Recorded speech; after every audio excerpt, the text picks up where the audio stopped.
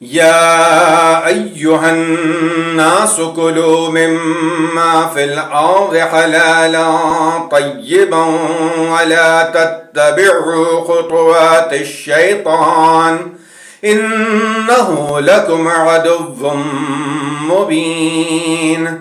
إنما يأمركم بالسوء والفحشاء وتقولوا على الله ما لا تعلمون.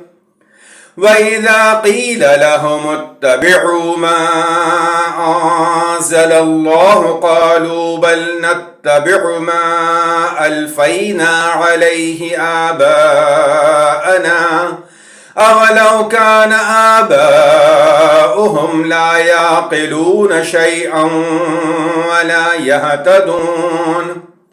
ومثل الذين كفروا كمثل الذي ينعق بما لا يسمع إلا دعاء ونداء صم بكم عمي فهم لا يعقلون.